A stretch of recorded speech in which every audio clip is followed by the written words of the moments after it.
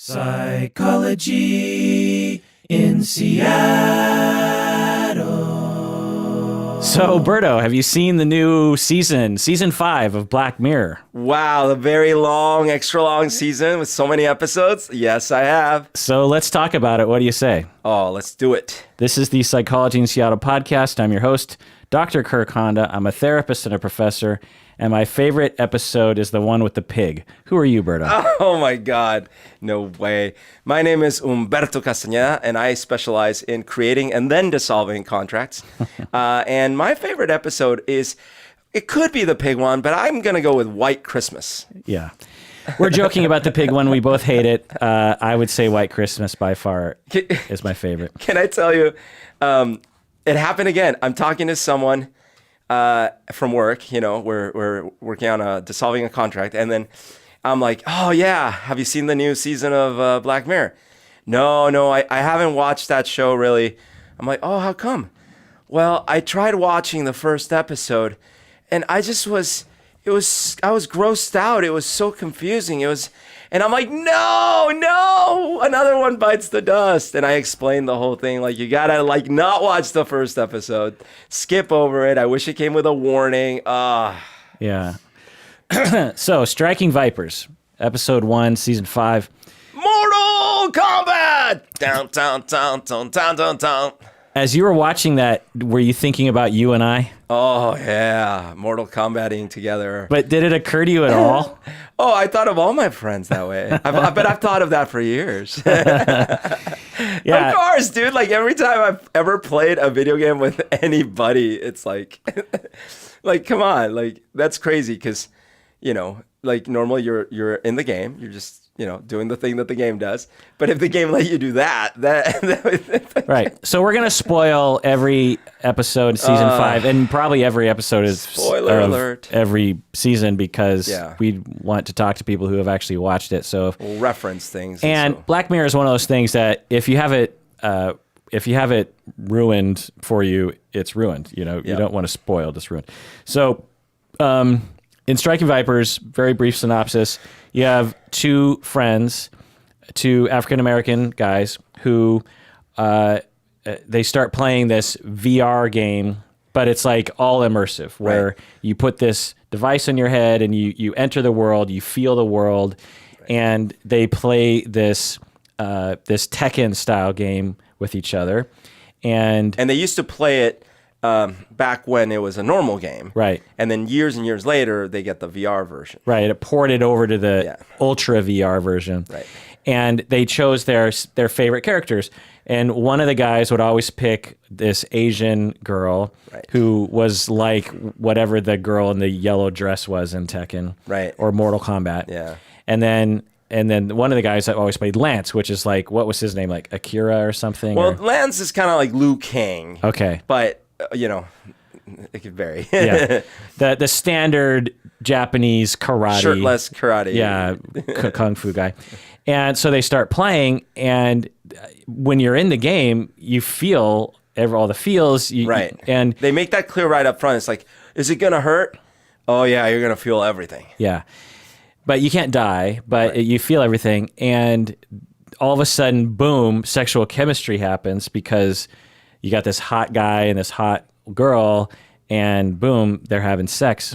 And these two friends, you know, pull off the VR machines, and they're like, well, that was awkward. And they try not to talk to each other again for a while. Let's not mention that. and soon they realize that they are obsessed with having sex with each other in this game. And these two best friends, they're like, well, are we gay? Are we not? And it doesn't really linger too far on that question. But the bigger question is about commitment to marriage, because the main guy's married and has kids. And having... Well, what was the main part of it? What was the main kind of gist of this episode? Well, I think that they're making a stance on is a virtual relationship as legitimate or real as a real relationship. And I think in this case, the characters are deciding that yes, it is. And hence why, you know, the dude ends up making an agreement with his wife, and she goes off to the real world to have a one night stand, I guess, every year, and then he goes off to virtual land to do the same. Yeah. What did you think of the ending?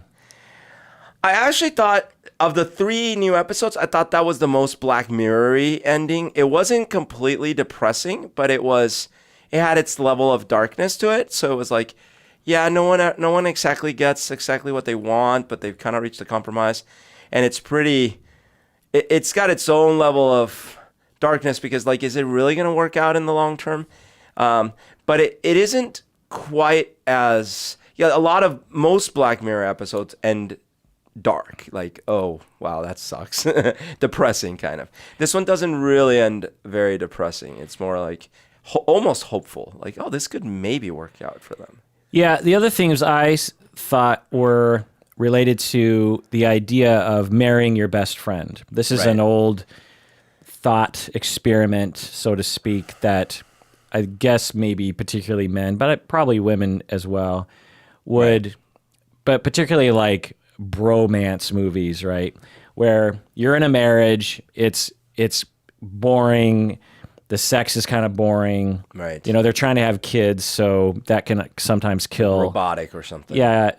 People will talk about how sex and even just long-term relationships can kill a sexual urge between It's that time of the month, must have intercourse. Yeah, it can really throw a wrench into libido, you know. It feels like work, and it can be associated with a lot of trials and tribulations of like months and months of not being able to conceive or whatever is happening. Anyway, so they kind of depict that a little bit. Did you say trouser tribulations?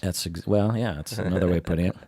And then he has this best friend who he relates to differently. His best friend knows how to get under his skin. And they used to live together, like they were roommates, so they know each other really well. Yeah, and this is an old thought of, if only my wife was just like my best friend, right, and we could play video games together and we could joke around together. And actually, when I was going through graduate school 25 years ago, this was something that was told to me by a professor. He said that gay people, that gay couples that he saw in his practice got along better because they were the same gender and therefore could relate to each other more easily. Oh, interesting. So whereas when you marry cross-gender, you are inherently marrying someone, culturally speaking, who is further away from you than if you married someone of your own gender, your own ethnicity, your own age. You have much more in common with that person. Right. And we tend to like to marry people that we have things in common with. Makes sense. So I think that was another message that they were playing with a little bit, which was, what if you could marry your best friend? Right. Someone that you like to play games with, someone that likes to just get down and dirty with sex and da-da-da, you know, anyway. I also think that it was a look at the slippery slope of internet-based sexual affairs. Right. You know, because they even say, like, well, it's just like porn, right? It's just like porn. It's just like porn, I think, right? And they're like, this doesn't feel like it's just like porn. And as we go into the future, we're going to start to ask these questions of what is cheating? Right. Because if say you port in, or you know, your VR Ultra VR experience, you go into this game, and let's say like some of the people are avatars of actual people playing, and some of them are just robots, just AI experienced, and you have sex with one of the AI people. Right. That's just a computer program. Is that cheating? Right. And what if you have sex with one of the avatars and you don't actually know that's an avatar? Right. Maybe that person acts like they're an AI. Maybe it was a little orgy party in the video game. Yeah. Is that cheating? What is it exactly? And I think that was another question that they were kind of asking, you know, is it, you know, because today we have a similar question that's been asked by many people, and there's been some research into this, because there are porn sites where you can actually interact with people live. Right. And you can look at each other and masturbate together and talk dirty to each other or whatever. Right. And is that cheating or not? And what do you think? Is that cheating? I mean, these are age-old questions, right? So we start with, Is a strip club cheating?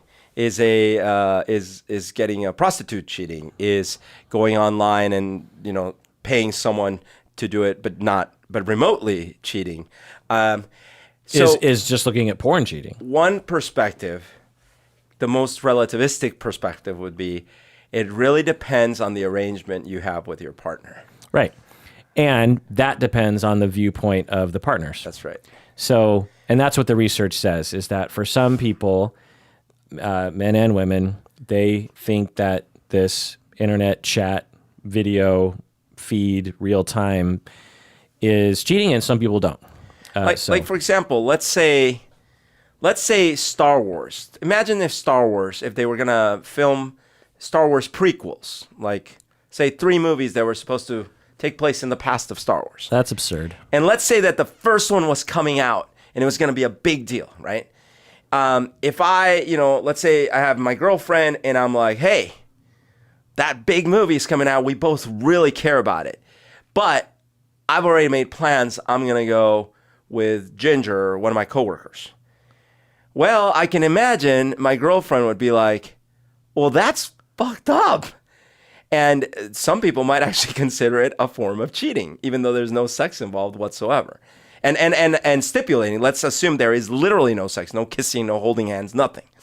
It's literally just, I went to do an activity that we both loved together, where the expectation was that we would both do it together, but I went and did it with someone else. That could be considered a form of cheating. And so, let alone so then, of course, some obvious extremes.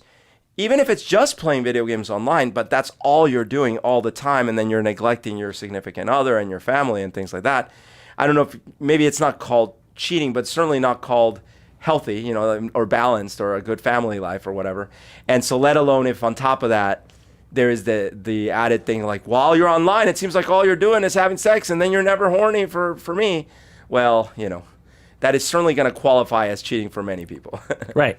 And that's a good point, that cheating sexually is one thing, but right. You can disappoint and hurt your partner in a variety of ways. Right. It all depends on what the expectations are between the people and what the arrangement is and all that kind of thing.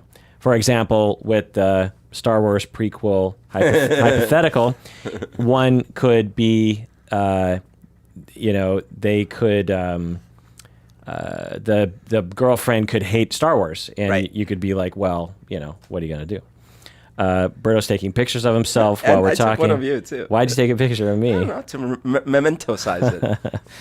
The other theme that I thought was, again, growing old and long-term relationships and how to find happiness in long-term relationships. Because it starts out with them trying to spice up their sexual life right. by doing this little role play thing. Right. I think it might have been a little spontaneous, but that was a cool scene too. I mean, they've done that in movies before where you think it's two strangers, but it's not. Yeah. But I liked how it was done. Yeah. It was neat. And it asked a question about polyamory, because right. basically what they've agreed to, this couple, is on his birthday every year is they're going to be polyamorous. That's right. That the agreement is she's going to potentially have sex with another man that night, which is apparently some fantasy of hers. And he's going to have sex with his best friend in the Tekken Mortal Kombat world. Right. Did you see that movie, by the way, Mortal Kombat? Mortal Kombat! Of course I did. Yeah, so did I. There's more than one. Yeah, I saw the first one in the theater. It was awful. Yeah.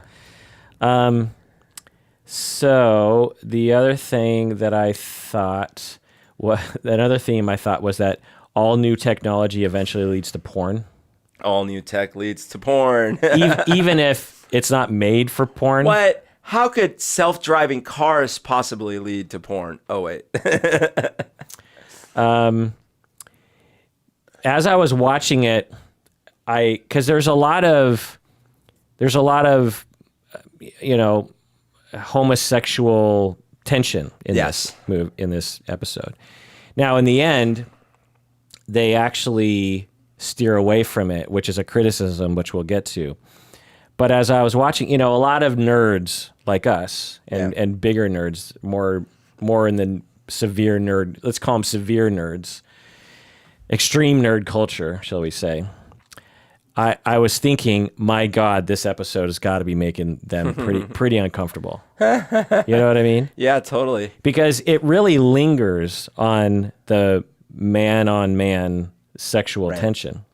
By the way, I'm surprised you mentioned just now that that some people are not happy that the two of them are not gay or something. Well, so the criticism that I saw was that Black Mirror in general, like from in all of its episodes, is basically LGBTQ either avoidant or even averse. Okay. Like they seem to have a consistent treatment of gay, lesbians, bisexual people, trans people as being the other thing. I see.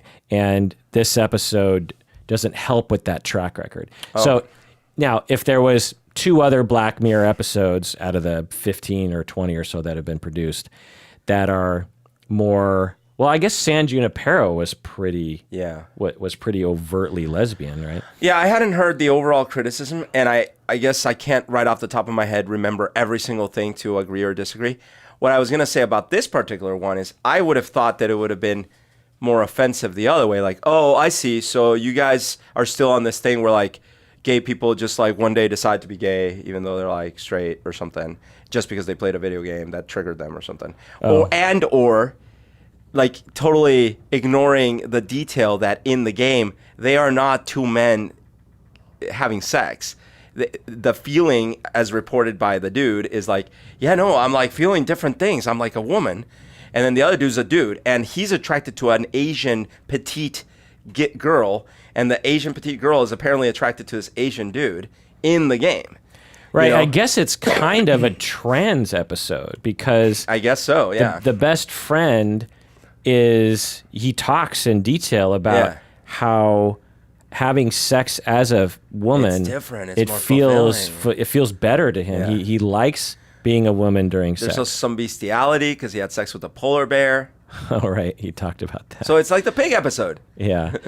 But I think even the San Junipero episode, I think some LGBTQ people are not happy with because it consistently makes homosexuality this thing that has to be separate from regular society. It's not like people start gay and end gay, it's like they start in a heterosexual world and then they can only survive as a gay person in this very strange other place.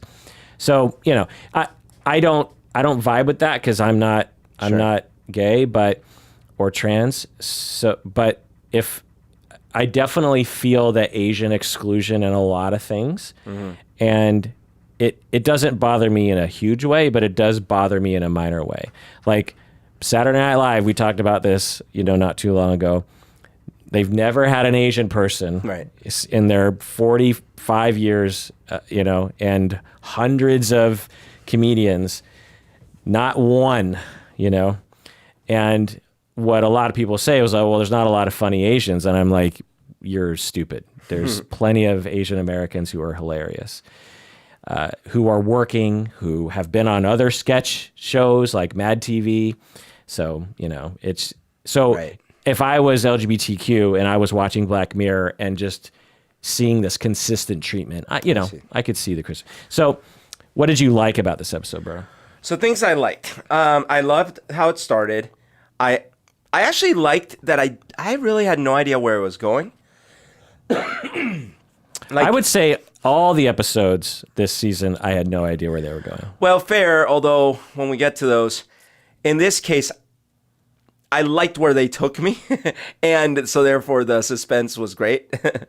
Like if you just think about the story, it's not that interesting of a story, right? But the way that it was laid out from scene to scene, right, it moved pretty quick, so that I was kind of on the edge of my seat. Yeah, I really liked that. Basically, for I don't know, maybe a third of the episode, I'm sitting there going like, wait, what's the tech bit? And then, then they're like, okay, we got this VR thing. And immediately I thought, oh, okay, it's going to be all about the actual damage that they can do to each other. And this is going to become like some weird sort of almost maybe Fight Club or I don't know. Like a lot of thoughts were going through my head. I certainly did not expect And granted, this starts with some of my complaints later, but I certainly did not expect that they were going to start having sex. Yeah, that was pretty shocking. There was a moment where I jokingly in my mind, I'm like, oh yeah, looks like they're about to start they're about to start fucking. But so that was good. Like, I liked the fact that I didn't know where I was going, and all of a sudden I was shocked by it. I actually liked the two main dudes, their acting, and the wife. I thought it was fine. It was good. And overall, I like the question it poses. I'll leave it at that because then I have things I didn't like. Yeah, I liked those things as well. I also liked how the three main characters were written in that each one was relatable. Right. And they were each different. You had the main guy, you had his best friend, and you had his wife. And each character had a different take on it based on their personality, and all of them were relatable. The best friend wasn't this manipulative, crazy, chaotic guy who was trying to ruin his friend's marriage. Right. The wife wasn't nagging him all the time, and their marriage wasn't bad. Right. It was just kind of cold because a lot of marriages just kind of get a little cold over it would have been very easy to just kind of stick to stereotypes and go. Yeah. Like, oh, yeah, I get it. I know that. Yeah, I think Brooker is very smart in that way, in that there are so many cliches that I continue to see writers go to in popular movies and TV shows that Brooker avoids, like the nagging wife thing. Because it would have been such an easier story to tell of like, what, well, you're always on that thing. Yeah, get off the computer. Yeah, how come you never talk? Yeah. And in this way where you would not like her, and then it sets up like this satisfaction when he does have sex. Yeah, he's getting something. You show her by fucking your best friend. But I mean, like, she was actually really likable, very hot, totally attractive, great mother apparently. And so, what's the problem? Yeah. I also liked the style of the game that they made up because there was 11 years earlier they're actually playing that game, and at first I was like, I don't recognize that game, right? And then I thought, oh, they must have made, because they reproduced that style of Japanese video game perfectly. They probably used an engine, one of those engines. Like, they probably went to one of those companies and said, hey, can we use this engine for a show? Paid them some amount of money. Because I doubt they created for the 2D stuff, I doubt they created an engine from scratch just to do it. But they then replaced all the character art and all that kind of stuff. And on that note, I think we are, at least for me, so when I was younger, say 25, I noticed that a lot of the media was geared towards people who were older than me. Yeah. There were things about the 60s and the 50s that I could kind of relate to, but not really. And then I started to realize, when I, hit the age about, 37 or something, I started realizing, the world's geared towards me. Because I'm like the middle, right. I'm the middle age of those who have money, and 80s parties and 80s movies and 80s dress, and when I go into a restaurant, it's set to the 80s Pandora station. But Tekken and Mortal Kombat are kind of after my time. Right. I definitely 90s. I definitely wasn't playing it when I was in high school. The best game I had in high school was for Nintendo was Metroid. And so that was the pinnacle of the abilities back then. And so now I'm realizing more and more, I'm starting to see this trend where I'm starting to see things that Edification. Because for people who played those games when they were 10, 12, 13, when they see this episode, it probably really resonates with them. Yeah, like it definitely resonated with me. You're like, oh my God, you get to enter Mortal Kombat. That's right. That seems so rad. Actually to the point where I never really liked the Mortal Kombat style games. Okay. Because to me, it was just a bunch of button mashing, It was. And it didn't so fun. feel It did, and then there was always this level against the computer where it was just impossible to win, you know, and it just didn't feel interesting to me, you know. Anyway, so I also really liked the writing. I thought that the writing, some of the dialogue was a little stunted, which is, I think, a Black Mirror problem in general. But I felt like the writing, I felt like the story was laid, like I said earlier, it was laid out really well.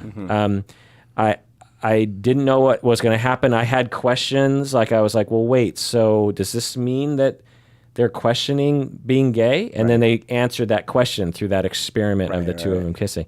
I don't know if that was a good enough, you know, because it's like, the question I had there was like, well, what if you gave it a little bit more time? Because it might take a little bit more effort to overcome internalized homophobia from society. You know? Yeah, but again, in my mind, I'm like, so if you take the friend part away, and I'm in a video game and I'm having sex with a petite Asian gal, that's not going to all of a sudden make me turned on for a tall black man. You know, like, that's those two are not connected.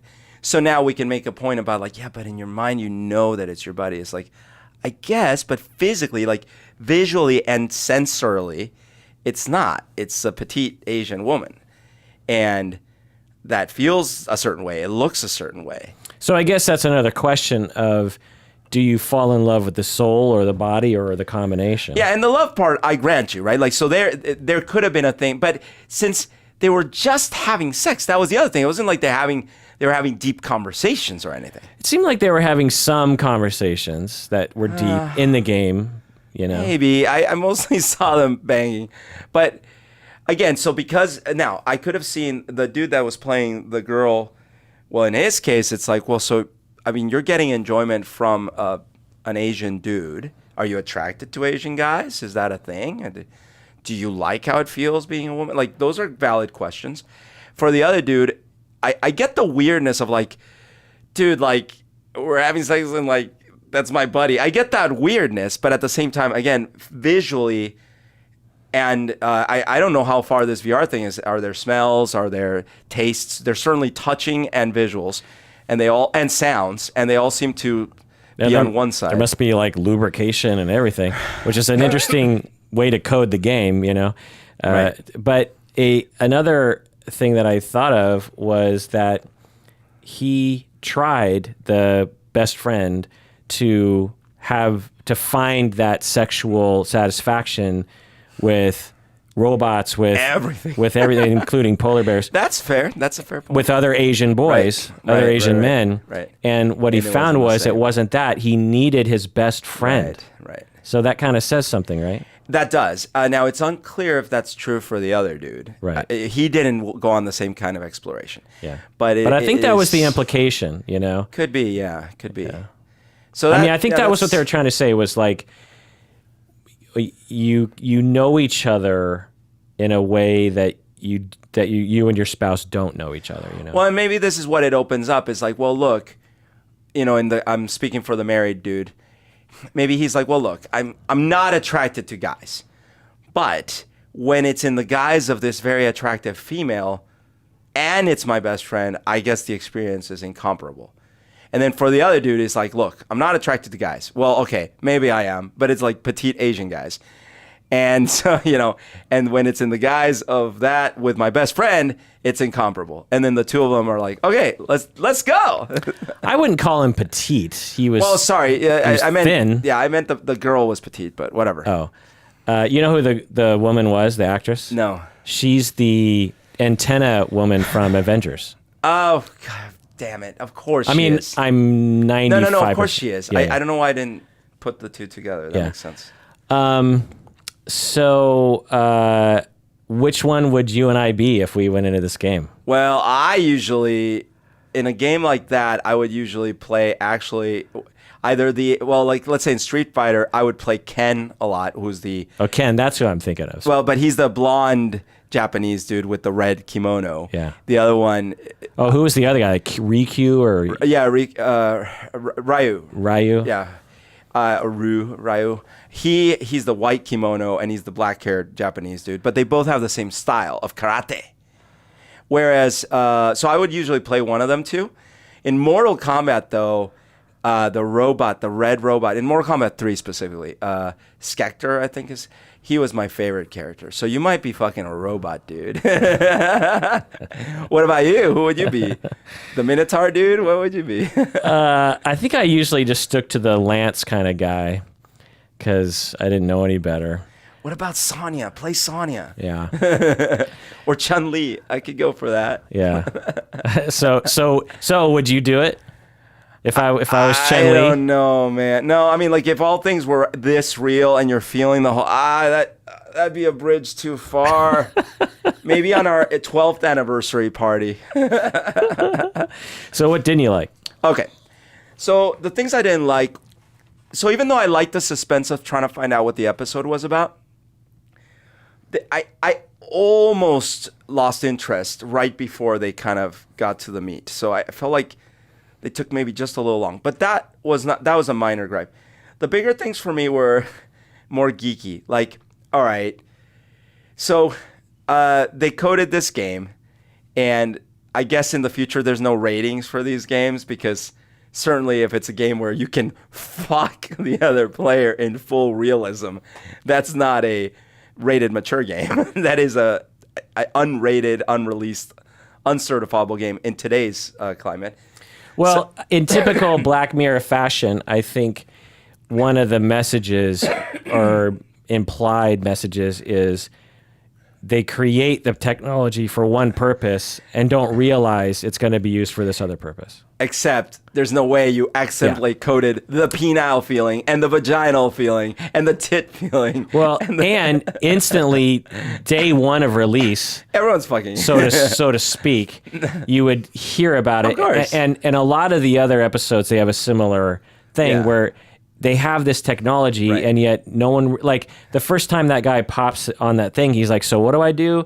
Right. Like he's never heard of this, right, massive technological, That's actually one of the things that is somewhat common to Black Mirror, but definitely this season kind of got, episodes 1 and 3, it kind of got out of control, which is they bury the lead of the technology. Right. Because it's like, whoa, hold on. Yeah. Forget this stupid fighting game for a second. You can do what? Yeah. Yeah. Imagine if you have a perfect simulator of all human experience in the simulator. Yeah. And sure, you can do a fighting game. Fine. But you would have already known about this. Yeah. Everywhere. Like him and his wife could have had sex and his knee wouldn't have hurt. You know what I mean? And they could actually meet in a bar as different people. Like there's so many things. Yeah. And that's the thing that they didn't and I get it, the episode's only so long, but I feel like in some of the other ones, some of my favorite ones, I got a little more exploration about what it would mean to have this tech and things like that. In this case, it was very narrow. It was very narrow. It's like, okay, you got this tech, you got this fighting game, and in this fighting game, these two specific dudes fuck, and that causes this specific problem. Yeah. And I kind of like that because, again, you only have so much time, and you'd have to add 20 other minutes of exposition to somehow make it work, and it would feel silly. And I'm the sort of watcher that if I like something, I don't scrutinize those details. So I can only imagine that the programmers of the game made this as an Easter egg that they would thought it would get found, but because if you're in the fighting thing, there's a timer, but then all of a sudden the timers are irrelevant. You're just fucking. It doesn't matter. Nothing matters anymore. It's not a game anymore. Yeah. And the other thing is, okay, so how far does the simulation simulate things? Because, for example, if the hitting is meant to hurt just as much as it would in real life, that would be an excruciating amount of pain. You couldn't actually play the game after a few of those hits. And if it's like a deadened sensation, then the sex wouldn't actually be that great, right? So like there were clearly, and I guess you could... Wow, that's pretty micro. Yeah, you could invent like, well, maybe they dialed up the sex feeling, but they dialed down the punching feeling and whatever. But I just thought of those things. And I was like, all right. And then the other thing, actually, I was glad that the taller dude mentioned that he tried fucking all the other characters, because that was one thing that tripped me out. I'm like, wait, that's all you're gonna test? You just found out you can have virtual sex in this thing, and you're done with these two characters? Like that's I'd be like, come on, let's try everything. So mostly it was geeky geeky complaints about the technology. All right, well, so let's take a break, and when we get back, let's talk about the other 2 episodes. What do you say? Let's do it.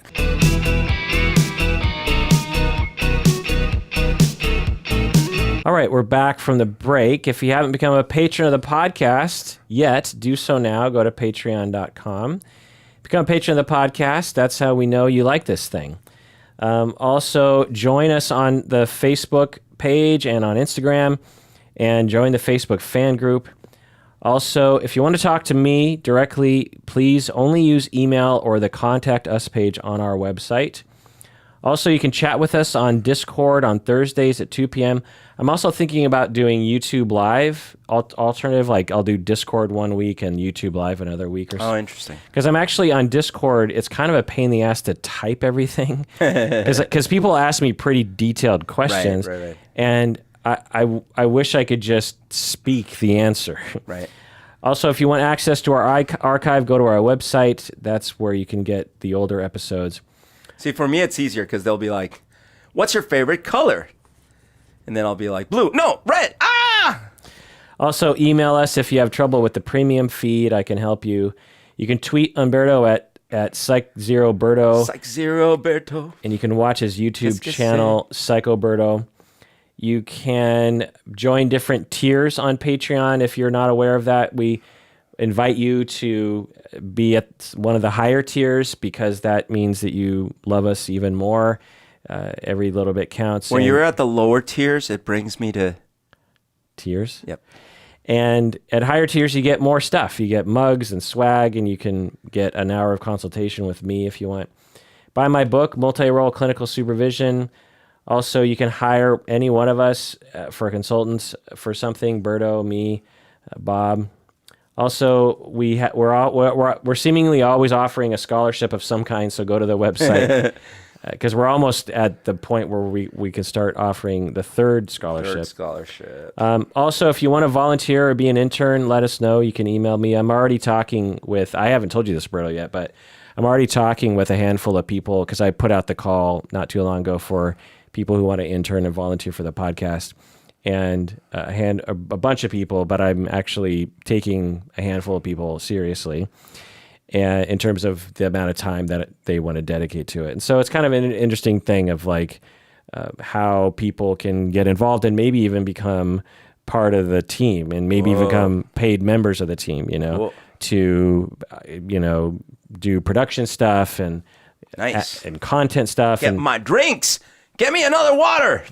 And who hired you? Like my dream would be to have a bunch of field reporters who would like get recordings and get stories like other podcasts do, and then we could talk about the clips and we could interview them about what they experienced or something. We lost another field reporter this last week.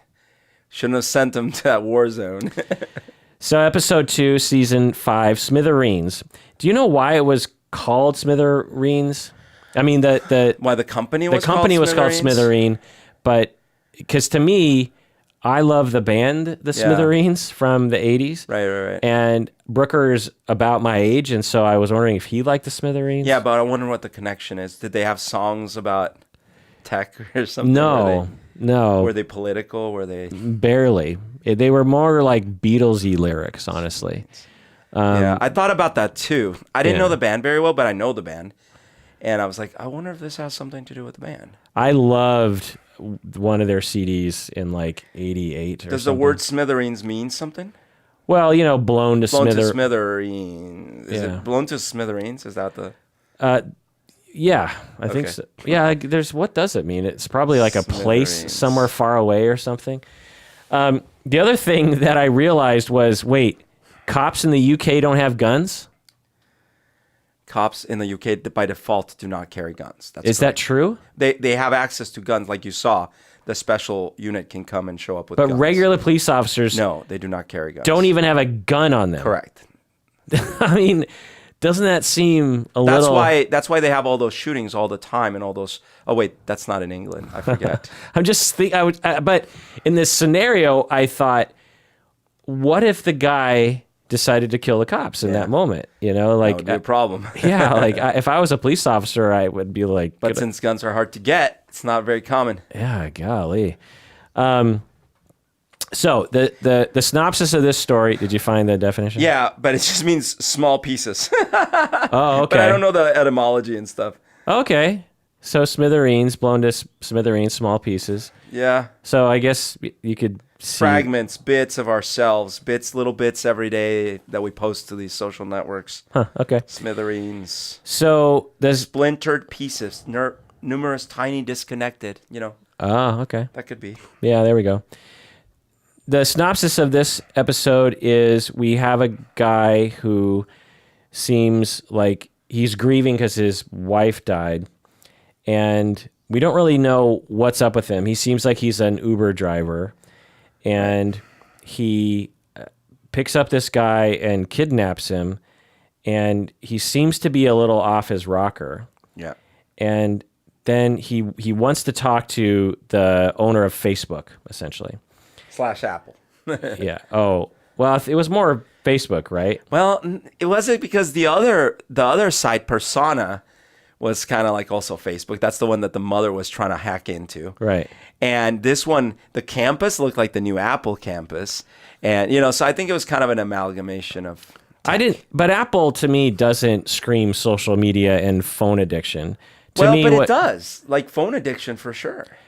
But Facebook is much more interested in phone addiction than Apple is. Well, but you might be more likely to just be sending an iMessage text when you crash. Yeah, but to me, it felt, from my viewing, as totally related to Facebook, and he was trying to get a hold of the owner. What's the owner of Facebook's? What's his name again? Well, the owner of Facebook is, what's his name? Well, what's his name? I want to say Jesse Eisenberg, but he played him. No, Mark Zuckerberg. Mark Zuckerberg, yeah. But I mean, this guy could have easily been Steve Jobs, right? He didn't feel like Steve Jobs to me. He felt... And he was, if anyone was into like meditation and new aginess. Anyway, what I'm saying is I'm I feel like refer to this as a Facebook story. And what are you going to refer Persona to as? Facebook. Okay, so Persona is also Facebook. Yeah. Both of them are Facebook. Yeah. Two different companies. They're both Facebook. Well, didn't Smithereens own Persona? No, because the Smithereens CEO said, the favor was, do you know the CEO of Persona? Oh. Like, yeah, I know such and such. I'm good friends with him. Okay, I need a favor. Interesting. But it doesn't matter. They're both tech companies that are ruining our lives. I'll go with that. So he steals an employee from Apple and demands to talk to the owner of Apple, to Steve Jobs, so that Steve Jobs will talk to Mark Zuckerberg. And but really what he wants to do is he wants to talk to Steve Jobs and say that he wants him to hear his story, that he loved Apple products, he loved Facebook, he loved his phone. Him and his wife bonded over Facebook and the phone, and they were always checking their phone, and they had a good marriage. And then he's driving one night and he's looking down at his phone, and then he causes a car crash. He kills his wife, dies, a slow death, by the way. Dies too. And the other driver dies too, but he was drunk, so it was blamed on him. And the real cause of the accident was never known because he never told anyone that he was looking at his phone. Right. And he stopped using his phone, and he was depressed and he was upset, and he just wants Steve Jobs to know that his device and his influence on society is a bad thing, and he doesn't know what he wants him to do with it. He doesn't have a request like, sell your shares or burn your company down. He just wants, he seems almost like he just wanted to tell him his story, and he hadn't thought really beyond that. That's right. Other than the fact that he wanted to kill himself. Yeah. And so he manages to, there's a standoff with the police officers. He has a hostage that works for Apple. He finally gets a hold of Steve Jobs, and the Steve Jobs is like super nice and super cool. And he's like, I get it, man. When I designed this whole stuff, I was hoping to make the world a better place, and it didn't seem to work out that way. Why do you think I'm out here in the middle of nowhere trying to avoid technology? I get it, and I don't know what to do. I can relate to you. I can see you, man. What is there anything I can do? And the guy's like, well, there is one thing you can do. You can help out this woman that I met who's trying to hack into her dead daughter's Facebook account, and she can't get the password, and she doesn't. She can apply for the death certificate password, but they erase a lot of stuff because they don't know if the deceased person would want anyone else. So they only give access to like. Is that true about Facebook, by the way? I don't know, but it probably. I don't know, man, because I thought, and maybe I'm wrong, that when someone dies, the next of kin is just given the entire account. Oh, are they? I don't know. Well, I'll tell you what's not true. You can't call up the CEO of one of these companies in this day and age and ask them to tell some underling to find some password and give it to some person. That can't happen because there's too much regulation in place and there's too many problems that would cause lawsuits, etc. Why? Because they're under intense scrutiny from the government and from privacy advocates already. They're getting sued all over Europe. They're getting looked at for antitrust in this country. Someone that died? To give the password to No, what I'm saying is if their policy is not to give passwords up, they would not just do it just because, someone said, "Hey, I need a favor." I don't know what the policy is for when people die. I don't know what the policy is. I would bet that they can't just hand those accounts over because unless it was explicitly written in a will or something. Because it seems like a gross violation of your privacy. So what I thought, because a friend of mine died, Wyatt, he died, and the Facebook account was just handed over to someone in the family. Yeah, maybe they had the password. Maybe that family. They didn't have the password. They were given the password. I mean, I guess to your point, maybe it was somehow they were. Yeah, maybe somehow they were given access. I just because imagine the scenario like I guess Wyatt, because he was in the military and knew he might die. Yeah. Maybe in his will he actually wrote down the password and said, "Here's my password that I use." I don't know. I actually have that. Did you know? The what? I have all my passwords in a safe deposit in the bank. Oh. Written down. And so if I die, my wife can get into everything. Man, so every time you change them, you got to make your way over there. Yes, I do. Wow. But that seems smart though. Yeah. Because what would happen? I mean, imagine if you died and no one can access any of your accounts. Right. Like your bank account, all these, it just would be your Gmail. You just have to call in a favor from a CEO. Yeah. So, hey, can you imagine? Hey, my buddy here, he wants access to this bank account in Zurich. Sure. So what are some of the themes of this episode? Well, there is the theme that they've kind of hit on before, which is addiction to technology. And there is, along with that, the fact that people are not paying attention to what's happening to them in the moment because of that addiction. And there is the sort of the... Do we have that problem? Oh, sure. Yeah. But not to the extent that you need to go kidnap someone and murder or threaten to murder them and stuff. It is a problem that, people are I mean, clearly texting and driving is a real problem. Clearly, students being distracted by technology and people in general sort of being in situations where they might be needing to pay attention and then they're busy with their device. That's certainly a thing that happens quite often. And that these software designers are absolutely, some knowing, some not, trying to tap into the human dopamine system. Oh, yes. Yeah. To make money. Yep, that's for sure. And they don't care about the effects of it. Absolutely. They're like, that's not our, that I think Zuckerberg even said something like this, not to this point, but to the propagation of fake news. Yeah. He's like, look, that's not we're just a platform. Yeah. We're just making a shit ton of billions of trillions of dollars. And how people use it, fuck it. It's up to you people. It's like gun manufacturers. I mean, in a different way, but Similar, hey, we're just putting pieces together. Right. Which I used to kind of identify with during the beginning of the internet. Because it was a similar argument when the internet was first started to become popular, like in the early aughts. People were like, a lot of people wringing their hands saying, but the internet has porn and kids have da-da-da.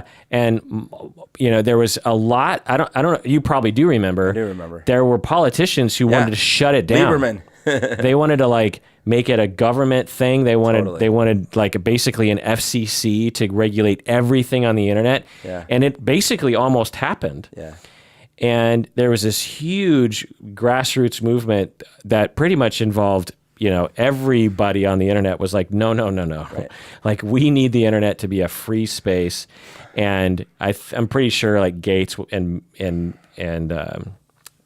Steve Jobs were behind that effort too. They're like, no, we need to make this a free space.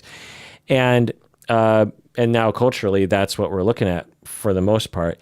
And I remember saying things and agreeing with people like, look, the internet is a place where we can talk about anything. It's up to other people to figure out how they need to regulate that to themselves or the people in their family. You know what I mean? Right. And I think, we have these idealistic notions of like, of course every human should be guaranteed this, that, or the other thing. Of course humans, freedom of speech, blah, blah. But from my perspective, which maybe it's a existentialist perspective, it's like, no, I mean, humans aren't guaranteed crap. Like, you just said that, and I guess maybe I agree with you, but that's just us. That's just like your opinion, man. Now, as far as like, therefore, the internet, everything should be allowed and everything's like, it's like, well, sure, if you don't care about the impact on young developing brains about anything, then sure, let 4chan bloom, let everything bloom. And so what's the solution? Is it complete censorship? Is it like a Chinese kind of environment? North Korea? Probably not. But is it complete lack of regulation, oversight, or parental controls? Of course not.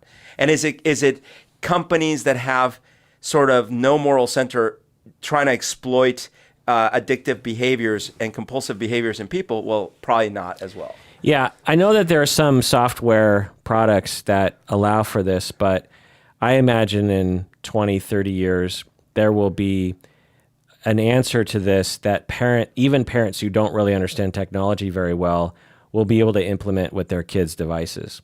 Yeah. Because it needs to be done for parenting autonomy, for childhood trauma. Yep. If you give a child just an hour of free time on the internet, you're basically letting them walk out into the highway. Yeah. They might not get run over. Yeah. But they might. Yeah. And that's what the internet is. Like you they can't unsee those and things. It's not just them being exposed to child molesters, which is a thing, but it more likely it's being exposed to images that will traumatize them for the rest of their lives. Right. And so that kind of thing needs to be some kind of sure way that works and that kids will not be able to get around. Right. Because, kids are smart about hacking and moving around stuff. Yeah. There needs to be a way where it's impossible for the kid to work around it. Yeah. And we don't have that yet. Because right now there are things, as far as I know, that work in this way. But kids always figure out a way to work around it. Right. And I mean, it's tough. Like, for example, there was that scandal of over a year ago with YouTube Kids. So, YouTube puts together this kids version that is curated, well, not curated, but supposedly very filtered content just for kids, so you don't have to worry. So in theory, you just plop your little toddler in front of YouTube Kids and everything's fine. And then all of a sudden, due to the algorithm not being something that a human monitors daily, they meaning nefarious actors start abusing the algorithm to put their little corrupt videos in there. And these are some messed up, psychologically weird videos, and they end up being viewed by millions of kids. Right. And as soon as I heard about YouTube Kids, I was like, well, you can't fucking trust YouTube. Right. It's too big. Right. If it was like Disney, then yeah, you could trust Disney.com and you could, just give Disney.com to a child. You could you're if it's curated like human, well, if it's human curated content, then you would have to rely on the human they hired or the humans they hired having some of them be nefarious actors, right? Whereas with something like an open platform, like YouTube or any open platform really on the internet, Twitter or whatever. It's like, Yeah, right. There are nefarious actors. So imagine if there was Twitter kids, Right. Kids Twitter. Would Right. you give your kids? of You'd be course like, no, I don't care what Twitter kids. No. Like, no way. It was the same with YouTube kids. I was like, what idiot would trust like Instagram for kids. the Upload your- ginormous organization who already has a terrible reputation for not really monitoring and understanding what's happening at the lower levels. You know, they definitely work with Jimmy Kimmel, his channel, and you know Conan O'Brien's channel, and the ABC. You know, they got human beings looking at that Right. stuff.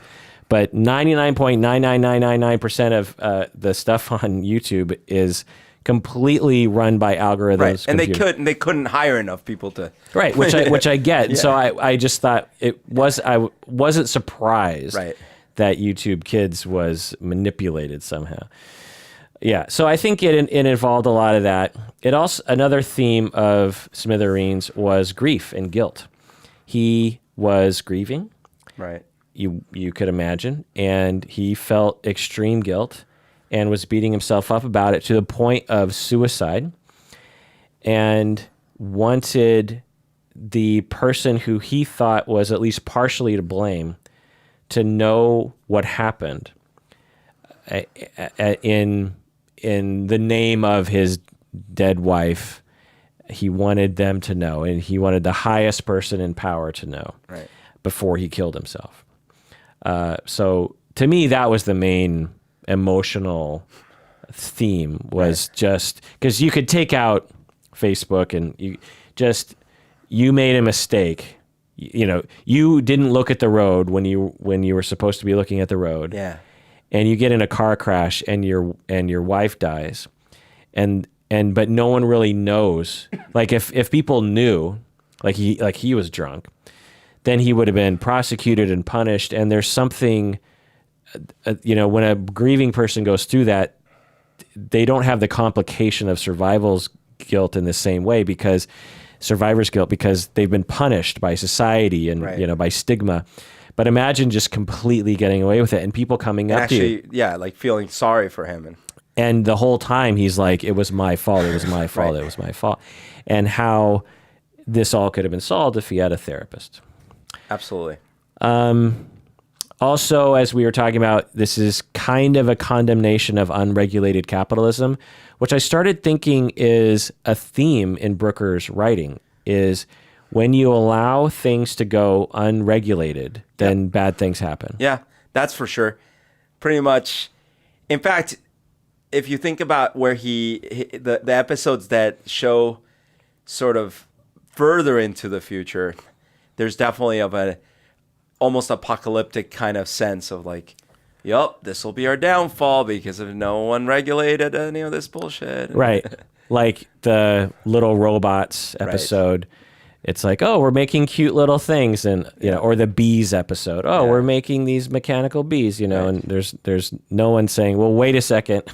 Whoa, wait a second. So what'd you like about this episode? So I'm a big fan of Moriarty. I forget what the actor's name is. The guy who plays Moriarty on Sherlock, the main guy in this one. Okay. Anthony or something. I don't know. He's great. His name is Chris in the TV show. Yeah, the actor is great in Sherlock, and so I kind of missed that character, and he's kind of playing that character here, which is funny. One of my friends described him as kind of over the top. And he was in a way, but I like that, and I like how he acts. So I really enjoyed that. I actually like Topher Grace. I generally like Topher Grace when I see him and stuff. Especially lately. Yeah. In Black Klansman, he was amazing. Yeah. So I really liked how he played the role in this one. I definitely liked the kind of chaos of, wait, so you're not a higher up, and like, God damn it, like, and nothing was going right, and then sort of like the cops are sort of bumbling a bit, and then the negotiators kind of bumbling. So I was generally entertained by all those aspects. I'll leave it at that, because there's some things I didn't like. I liked the way Chris's character was consistent throughout the episode, but we see him through different perspective. In the beginning, when he first kidnaps the guy, you're like, oh, wait, so I thought he was a nice guy. He must not be really trying to hurt him. And then he like is super mean to him. Right. And you're like, oh, so this guy he's like a serial killer or something. He's telling him to get inside of the trunk of a car. And then we see him kind of freaking out about him, like, so you're an intern? Right. And he starts, talking about everyone's addicted to their phones all the time. And you're like, oh, so he's mentally ill. Right. And then we get to the standoff and we're like, oh, he's just a bumbling idiot. Right. Like he doesn't know what he's doing. Didn't really think this By the time we get to the end and it revealed like the full story of the real reason why his wife died and everything, I rewrote the whole story in my mind, or the history, and his character is totally consistent from the very beginning. Right. It was just laid out in a way that was confusing to us because we didn't have the full story, and I love that kind of storytelling. Right. Where it so you could go back and watch the whole thing over again and totally see everything laid out for you. But the first, like the Sixth Sense, like, why is he so despondent all the time? So exactly. So watching it the first time though, you're seeing it through this confused veil, and I like that kind of storytelling where I'm given just enough information to keep me interested, but not enough information to really know what's happening. But eventually, it all kind of comes together in the end. Yeah, that's a good point. I really like that too. Also, I liked the episode because it could have happened today. There was nothing about this episode that In fact, was... it happened in 2018. What did? The timeline, I think, was 2018. Oh, okay. So it was a rare Black Mirror episode set in the past. Right. I also liked that we didn't see what happened in the end. Like, there's no... You could make speculation. Well, what do you think happened? Someone got shot. Yeah, but there's no way to know. Right.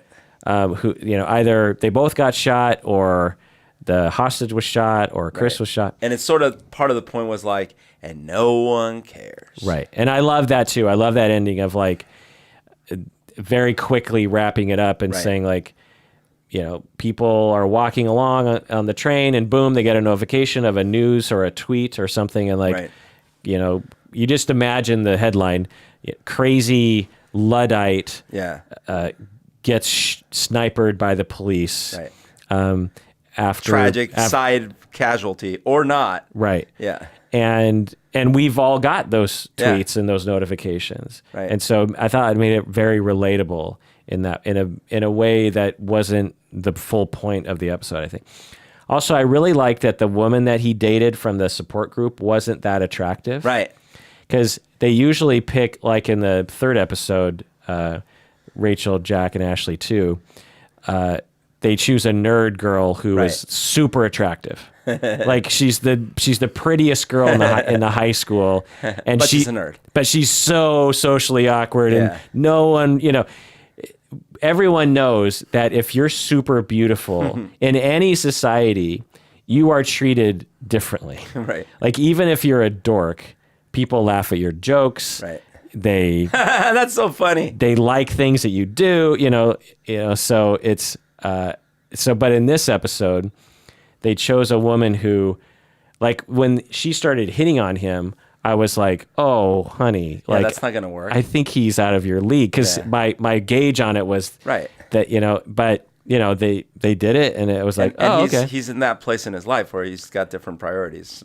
Or he's not, I mean, it wasn't inconceivable. He wasn't like a supermodel, you know what I mean? Right. So but to me, I always like it when they cast people who look like real people, because there's this gravitation toward the prettiest person in the casting call, because they just think, well, we have two good actresses. Right. One happens to be a 10 and the other one is a 6. Well, let's go with the good actress who's a 10. And if the character is written for a 10, then great. But if the character is written for a 6, then, cast a 6. Yeah.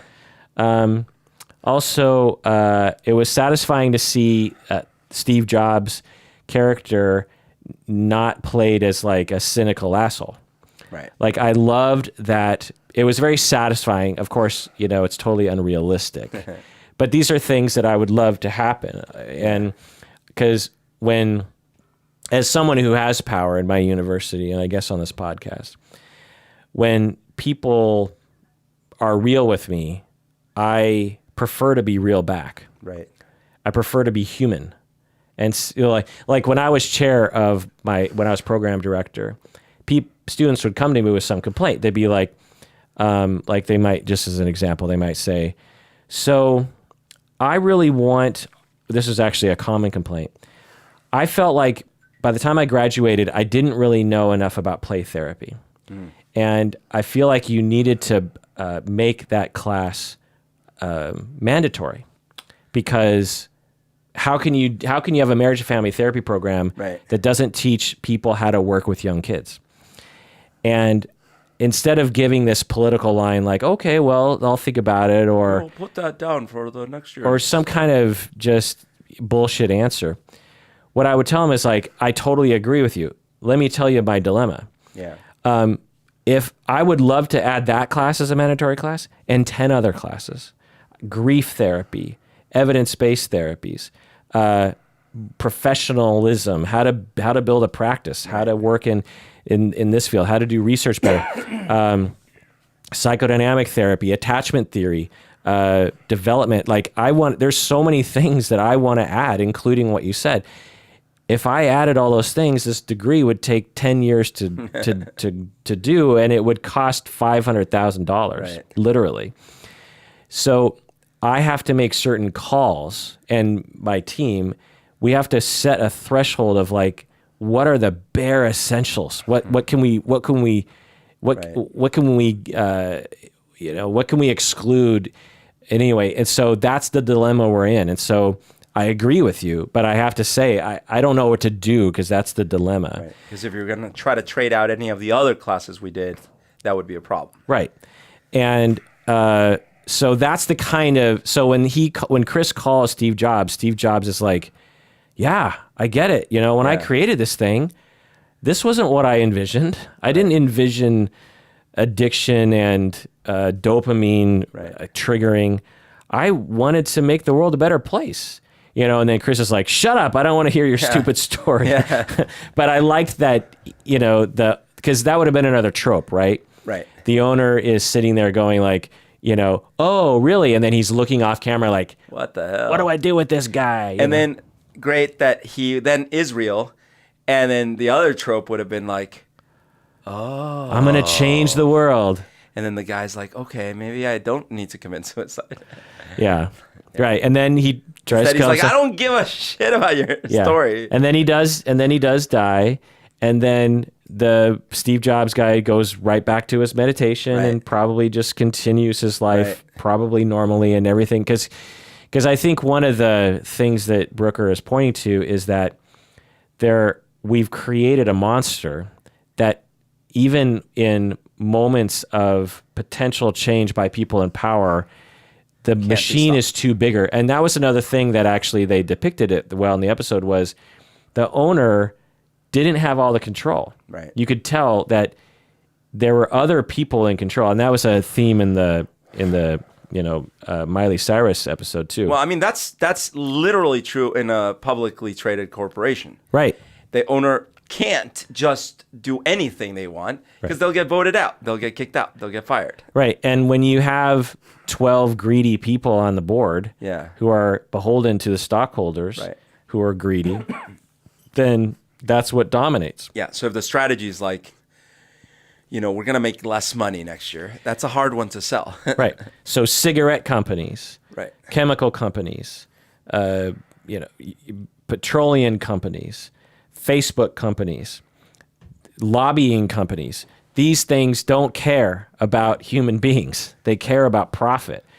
And I also liked how the COO person, the Wu woman, the Chinese American woman, who had a very deep voice, by the way, she wasn't evil. She wasn't like, she was just doing her job. She's like, I don't recommend you talk to this guy. Right. It's not good business. And it isn't good business Right. to talk to some suicidal hostage taker. You're just asking for more hostage takers. Totally. Yeah, I like that too. What didn't you like? Well, for this one, my main complaint was that the tech part was like a weak point in that, yeah, like sure, tech is addictive and people can, but it felt more like a don't text and drive kind of infomercial rather than a serious future problem we might run into with tech we haven't anticipated. Oh. And so on the one hand, it's maybe more relatable to the now, but on the other hand, it's a little disappointing. It's kind of, granted, I like this episode way the hell better. In fact, because the pig episode, it's not that I liked it to some amount, I disliked it infinitely. So anything is better than that. But the thing with the pig episode that has a weird commonality with this one is there was really nothing tech-wise that was that interesting about that episode. Right. And I think it's not tech related. I think it's Right. capitalism. Right. I don't think it is a technology episode. And maybe Black Mirror in general is more on that front, but I've gotten used to liking the ones that I like the best do explore not just how greed runs amok, but how greed paired with some tech that we are thinking is cool runs amok. And that's sort of what they did here. Or quite literally what they did Well, here. they- But with they- a tech that we've already kind of digested. I guess, but they also put our face in it by showing how Chris, the hostage taker guy, was getting updates on his phone because there were bystanders taking pictures and overhearing the police officers talk, and the technology was making it so the criminal could actually continue to do his criminal things, and there was a lot of little things like that, and they also showed that the Facebook people or the Apple people knew more about human beings, details than the police did, Sure. which I think is actually true, right? Like the police go to Facebook and say, please give us everything on this person because you know more. Google knows infinitely more about us than the FBI does or the CIA or But they're anything. not supposed to, and they're not supposed to be able to divulge or even internally check that information. And but here's the other thing. And the government occasionally dips into that. Yeah, in conglomeration. But. That's right. So I guess this is part of the problem is the key problem in this one was, because of your tech, I distracted myself while driving and I crashed. Okay, sure. Because of alcohol, I crashed. Because of I was smoking in the car, I crashed. Because I was too sleepy, I crashed. So, okay, I get that, and I agree with it. But also, driving while texting is a major problem. But it's not just social company, or it could be you're trying to take a picture of yourself, or you're texting someone, or you're looking at a video, or it's usually texting or notifications. So at least some of it has to do with, and Apple has to do with all those things. Right. Sure. But then we weigh things, right? Like kind of like cars. Cars kill, 30,000 people a year. And we're all okay with it. We must be okay with a certain amount of deaths. And we're like, yeah, that sucks, but overall it's much better for the economy and stuff. So when it comes to this, there aren't 30,000 deaths a year because of Apple. But one of the things I was thinking that I'm surprised hasn't been implemented yet is that if a phone is GPSing at the speed of 10 miles per hour or more, then everything should shut off. Like it wouldn't be hard to implement something like that. The problem is for a passenger, right? Right. So that's a problem. But maybe there's a way somehow you could demonstrate you're the passenger. Yeah. Like there's some, I don't know, there's got to be some answer to that. Like, iPhones, I don't know what Androids do now, but iPhones try to do that. So like when you're driving, because it detects that speed. Oh, it does. When you go to interact with it, it's locked and it says, are you driving? And you can say, I'm not driving. Oh, it says that. Yeah. Interesting. Yeah, no, my Pixel phone doesn't do that at all. But when I hook my Pixel phone up to the, I don't know what you call it. It's called Android Auto or something. Uh-huh. And when I'm on my screen, on the car, if I'm scrolling through something, it'll lock up. It's just be like, you're driving, dude. Why are you scrolling through something? And I'm always like, I can do both. Well, yeah, I'm always upset because I'm trying to, I'll be driving and I'm trying to karaoke to a YouTube video, but the lyrics don't show up because and I'm like, come on, how am I supposed to read the lyrics while I'm driving and karaokeing? So out of 10, what'd you say, Smithereens? Oh, out of 10? Oh, man. For Black Mirror, I would give it a 5. Not for Black Mirror, just for TV entertainment? An episode, an hour of your time. 6. Really? Yeah. I think I'd give it a 7 or 8. What about for Striking Vipers? For Striking Vipers, I will go 7. Yeah, I'd give it a solid 8, maybe even a 9. I'm not sure. I really like that one. One thing I didn't like was when the sniper takes a position. So one, there were more than one sniper, but for some reason they only focus on one. And he's like, I can't take the shot. Because the other person's right. I know. And I'm like, take a different fucking position.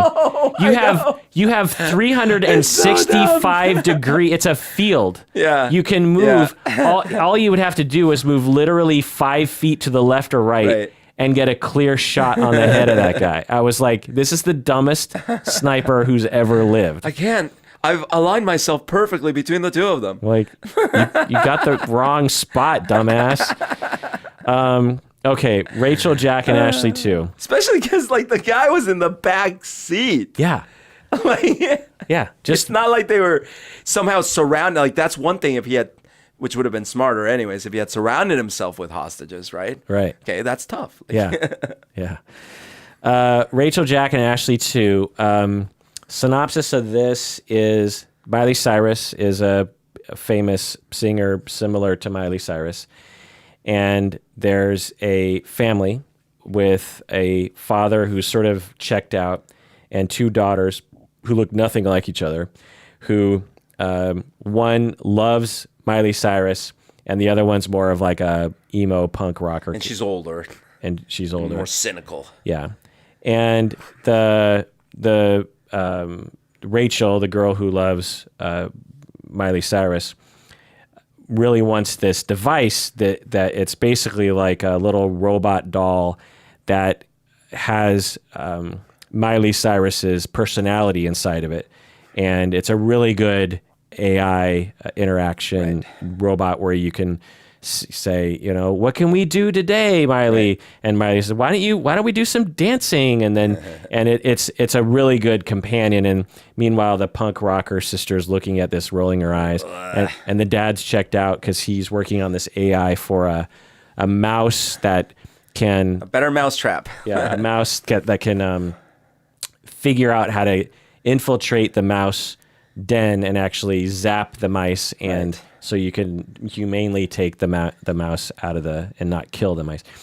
And so, but then we also go to the Miley Cyrus story where her parents have died in a car crash or something, and her aunt is her manager, and her aunt is this very dominant, and Miley Cyrus is she doesn't really want to be a fake pop star anymore. She wants to evolve. She wants to start writing more meaningful songs for herself and potentially make less money. And she's being doped up for years, probably. Yeah, they're giving her some drug that makes her very compliant. Yeah. And so the aunt is very evil and figures out that Miley Cyrus is starting to pull away. And so the aunt poisons Miley Cyrus and almost kills her, but puts her into a coma. And then the evil aunt tries to recreate this AI version, this hologram version of Miley Cyrus, so that she can control the image and the songs and everything. And meanwhile, they're tapping into like the dreamscape of this comatose Miley Cyrus, and they're writing songs from it, which was completely stupid. What, you don't do that all the time? Yeah. And then the 2 sisters, so then they unlock... I think this is a C. Oh, yes. There it is. We'll get to that. So as a songwriter, it was just like the dumbest thing.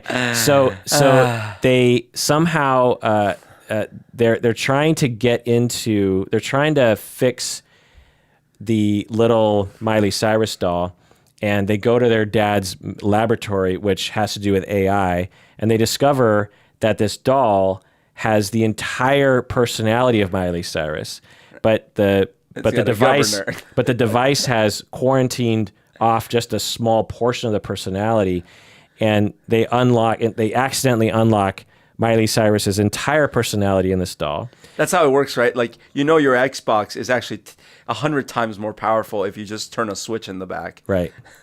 And then the little Miley Cyrus doll is totally like Miley Cyrus, and she discovers that her real body is in the coma and that her evil aunt is controlling all these things. And so she convinces the two daughters to go to the house under this other pretense, and then the little Miley Cyrus doll pulls the plug, essentially putting her body out of its misery, which is pretty grim. But then Miley Cyrus, the real body, wakes up because the plug was just keeping her suppressed. They go on a journey.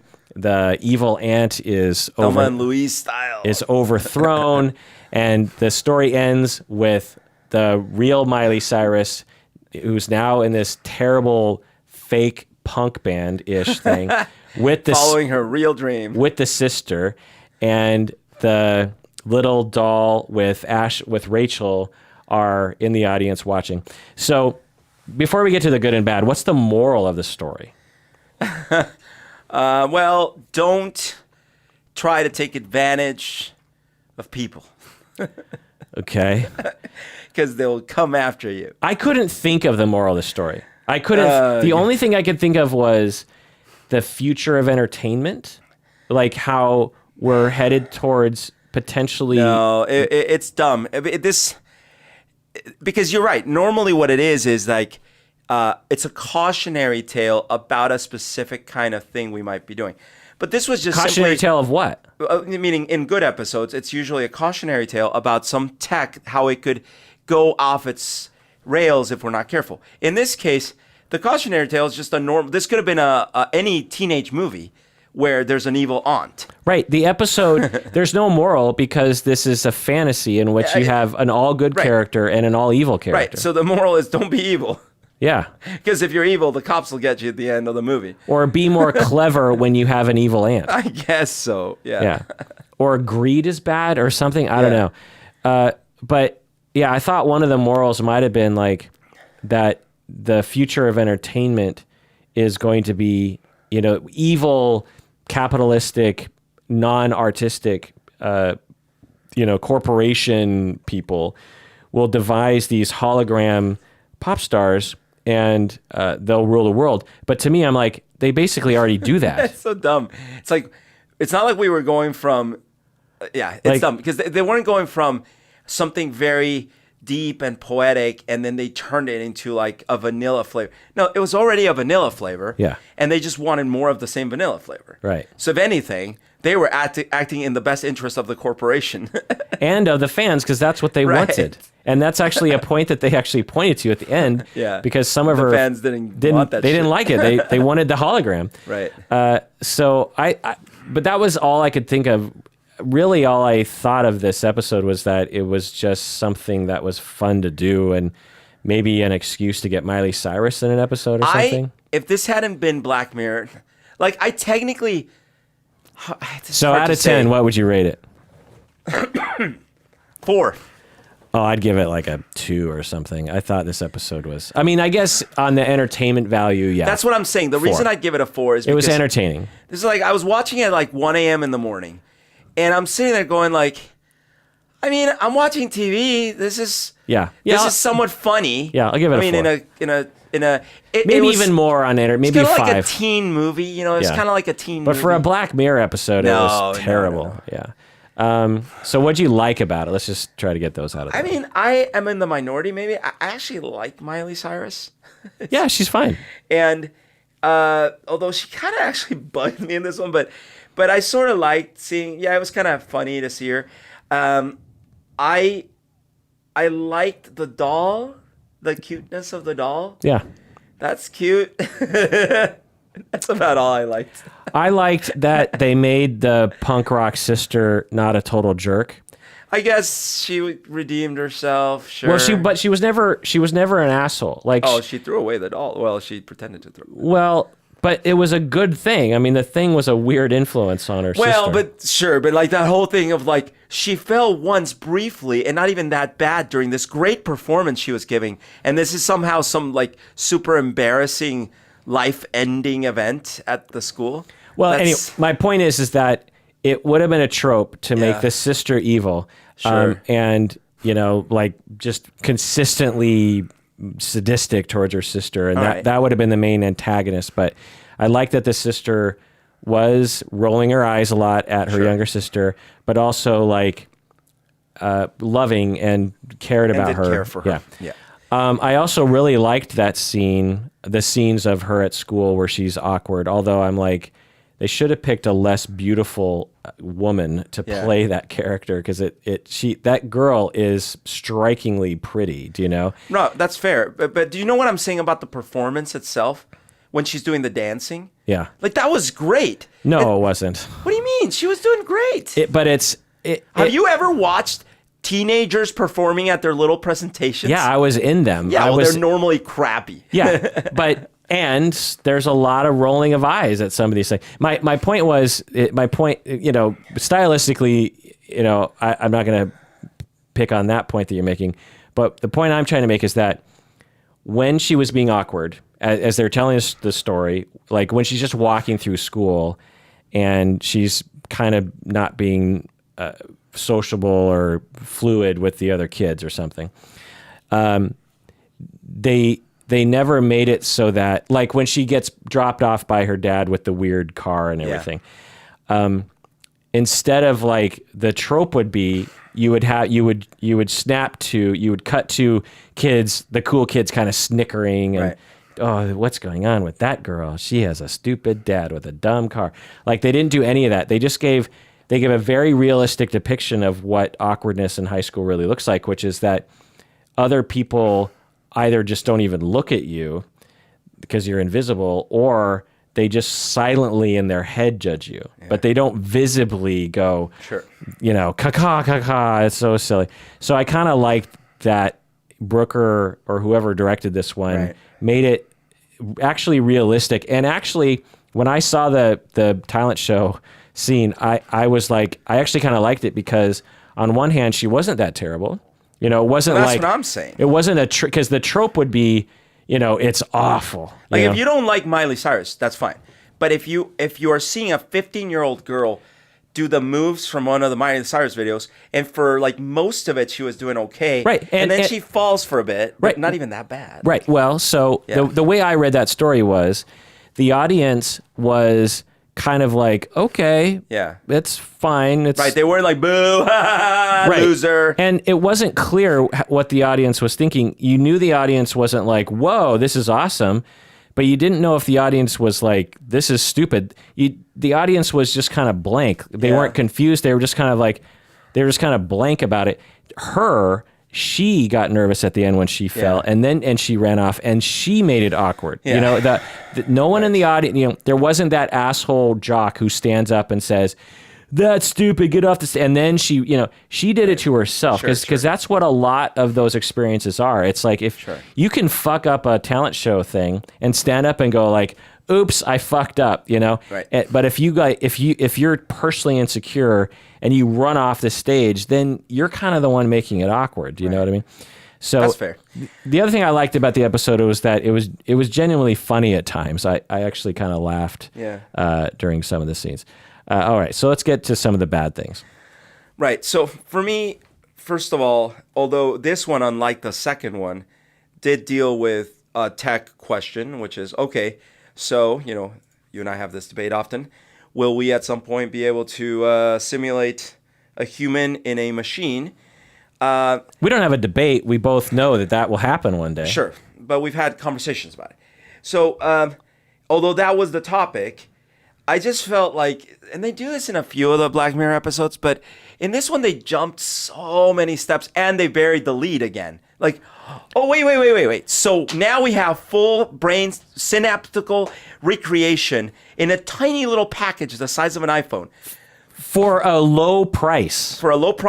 that can move. Right. The thing can Right. move and ambulate. And we're has, going to limit it because even though we have the full power of human brain, we're going to limit it to like 1% of it. And it's a toy for little teenage girls. yeah. And there's no other devices like. And no one uses it for any other purpose. Right. It's not known that this is a thing. By the way, the creators that did this didn't think, oh shit, we have copies of Miley Cyrus, multiple of them. So if something happens to her, it doesn't matter. We have her ad nauseum. Right. Forever, infinite Miley Cyrus. Right. You don't need sure, do the hologram, but you don't need to read into her brain. We have her. Right. They could go, or they would go to Miley Cyrus while she's becoming emo, and they'd be like, so we will give you $10 million, and you can do whatever you want with the rest of your career if you give us the rights to have robot Miley Cyruses do what we want them to do. Right. And we'll make it clear that it's not you. Right. How do you so feel many about options that? here. Yeah. So many options. So that bothered me. The second part about it that's very related is this idea that, and I think I'm sure going to touch on this idea that, okay, she dreams up songs. Okay, that's true. That's very common for artists that are doing music all the time or art all the time or things like this.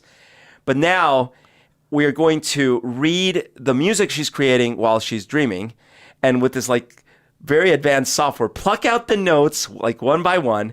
Yeah. And then the thing that comes out is complete garbage and unintelligible, but we're going to tweak a couple knobs, and in 10 seconds, this is a #1 pop hit. Yeah, that was the dumbest. I mean, as a songwriter, I was watching it, and I just thought, because I saw where they were going with it, and I was like, oh, okay, I guess when they first, because I thought, well, it would be kind of jumbled, but you would probably need another songwriter to kind of look at it and add their own.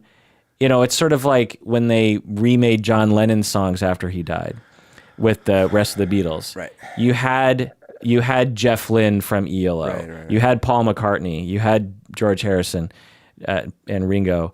They were all looking at this very rough recording that John did, and they were like, well, what was the full song vision, that he probably would have wanted to do? And it's probably not what John Lennon wanted to do. Right. If and John that was with full intelligible lyrics, with several chords of several parts of the song. So I thought that's what they're going to do. They're going to like, well, it looks like she's trying to go in this direction. And then I thought they would go to like a producer and say like, okay, we need a beat for this song. And I think the lyrics I could imagine being formed by a dreaming person, like if they're really thinking about it a lot or something. And maybe the melody or something, and maybe the chords, but not like, I mean, they dialed a couple things in. Right. And the production was perfect. The reverb was perfect. Right. The compression was perfect. The beat was perfect. The EQ was perfect. Right. Like they hook a thing up to someone's brain, and the entire production, full end of story production of the song comes out. Again, you're bearing the lead. So people in this world can just sleep, and you can extract the genius and make it way better than the dream. And with literally in 5 seconds, you don't need to go into the studio anymore. No, you don't need to actually sit down with a producer. You just need this tech who can dial the thing in, and boom, you have this entire song. I just thought that was the dumbest thing I'd ever seen. And like, if you actually look in real life, the times where, first of all, okay, like I'll just take me. I've written songs in my sleep. But when I say I've written songs, I mean that in my dream, I had kind of a melody line going through it, and I could kind of hear the production of it, but it was kind of just, vague. And I certainly had like maybe a word or a sentence. It might have been a theme to it. Then I woke up and I'm like, oh my God. And then I would like try to figure out the melody that I was hearing. And I kind of, okay, that's the melody. And I'm like, what was I talking about? And then through a lot of effort, I build a song about it. Right. And this has happened to me, a few times, not tons. It's basically like a germ from your dream that as in your waking life, you add so much more to. Like take yesterday, right? No, he didn't have the violins and the thing and not even any of the words. He just had da da da da da da da da da. And of course that's already huge, but that's what he had.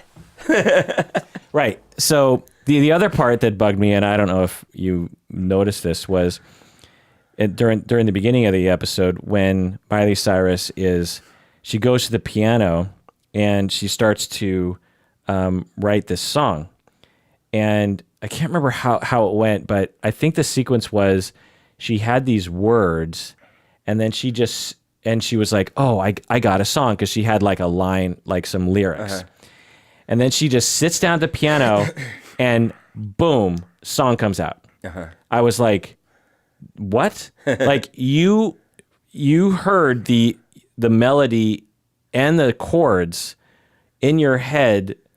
You know what I mean? Like it was too fast. It was sort of like in the shows when someone enters a room and they need to learn a dance and everyone is dancing a particular dance, and you can tell that the person is trying to act like they don't know how to dance the dance, but they very quickly start doing the full tango. Lock step with this fully choreographed dance. Right. That how would they know that was the next move in the thing? And that's what I feel like they did in this episode. I could see that, although that one I'm a little more comfortable with, in the sense that, assuming she was, in spite of her image and stuff, a really top world-class musician, like an Elton John, for example. The story is that he would get lyrics from Bernie Taupin for songs like Yellow Brick Road, and he'd sit down and, within an hour, he'd have the song. Within an hour. Yeah. She sat down and without even thinking, sure, without experimenting. That's more of a Mozart level thing. I don't think even Mozart did that. I'm sure it was like a little bit like okay, like it was. She was 100% confident from the time her hands hit the piano. It's just I don't know anyone like that. Fair enough. She might have been working on it too. Who knows? But okay, fair enough. I can't remember this sequence, but it seemed ridiculous. The other thing is I hated the 110% evil manager. I hate any story that involves there was essentially no gray in like this one. The wicked witch from the West. Yeah, she was completely evil. Like just totally unfeeling. For a second, they tried to give her gray when she's like, "You have no idea. I was younger than you are now when I became in charge of you." Yeah. But then they quickly throw that away and move to 11 on the. By the way, scale. I've drugged your tacos. Yeah. The other thing is that I didn't like was the ending was so dumb. So we're supposed to think that this stupid ass, fake ass, punk ass band is somehow better or has more integrity than the pop that she was doing before. like in this world, and whoever wrote this and stylized it, they were clearly saying the pop world was fake and for kids, and not very authentic and real. But and this fake punk, Miley Cyrus wanted to be real. Yeah. She wanted to be from the heart. Which you could have seen with that piano song she was trying to write. Right. Maybe. It was more soulful. Right. After she's totally free, she can do whatever she wants. She starts basically a Disney version of a punk band. Yeah. That the sister should have rolled her eyes at even harder. Right. Because it's like, if you're a pop singer, great. Yeah. You're owning it. You're staying in your lane. But the Miley Cyrus version of a punk band, right? When I saw that quote unquote punk band, I just thought, am I watching the Disney Channel? Right. Like, am I 13 years old? Yeah. That is, okay, so this whole episode to me felt like a teen show. Yeah. And it felt, I don't know if it was on purpose to start appealing younger, but that seems like a really weird thing for Black Mirror to do. So, favorite episodes of all time, White Christmas, you and I agree on that. Yeah. I would say Be Right Back is maybe my second. Is that for you? Like, is that I up don't there? remember my category or my order. Well, I got a whole bunch here. You might trigger. But I mean, we were always pretty aligned, so there might be a few discrepancies. The entire history of you. Yeah. The one where you could record everything you see. USS Callister. Yep. Hang the DJ. Yeah, that actually. So Hang the DJ is one of, I think I had put that one as my second favorite or something. The rom-com one. San Junipero. It's good. Yeah. I actually really like. What's the Crash Nosedive is probably in my top 5. Oh, okay. I really like Balderdash. Not for the story, but for that's the almost its own category. That was an extremely entertaining experience. But it was. I was. Yeah. Me and my wife Stacy, we were like, what is happening? It was. I like Playtest. I don't think you like that one very much. I didn't. I actually started watching it again because for some reason, when I finished the third episode, it just went to that. It went to that one, and for a second, I'm like, oh wait, is there a fourth episode? So I didn't remember that whole beginning part with him leaving the house. Yeah. The mom. But then I was like, but this seems familiar, and then I remembered. Maybe I gotta watch it again. I remember at the time I was sort of like, oh, I know what it was, right? Because he goes to the playtest and they put the little thing and they tried to do the twists. I think I got a little annoyed at some parts, but I did not like it. I did like it. I just didn't love it. It wasn't one of my favorites. I liked Crocodile, the one with the car accident, the bike rider. Oh, right. And the, top 5 for me. The woman, slowly descends into more and more murder. So actually, that one might be a counterexample because what was the tech in that one? That you could tell if someone's lying. Right. Yeah. Never mind. Okay. For a second, I was like, was there really a lot of tech? But you're right. There was. They were trying to depict it like it was just into the future. Yeah, right. Shut Up and Dance, the child porn episode. Yeah, that was intense. Because that one kind of sticks with me. Yeah. I think about that one every once in a while. That was intense. I think Striking Vipers is in my top 12 or my top half, I suppose. Okay. And I think Smithereens, I liked that one because of the way it was written, the way the story was laid out to me. Uh-huh. Least favorite, the pig episode, Black Museum, which we both agree on. Yeah. And the Waldo moment, which I sort of forgot. I actually, Waldo is definitely in my bottom part, but the third least favorite for me is still, so I agree with the first two, but there's that, the bees. Oh, yeah. I thought about that, keeping the bees in the top or the least 3 favorite, but I was like, it wasn't that bad. Do you know what I mean? It wasn't like the pig episode. I was just so bored. No, you're absolutely right. And Black Museum. I was just bored with that Black one. Museum ruined. I'm starting to get actually tired of the Easter eggs. Yeah. That in this season. There's a whole bunch of Easter eggs, and I'm like, stop it.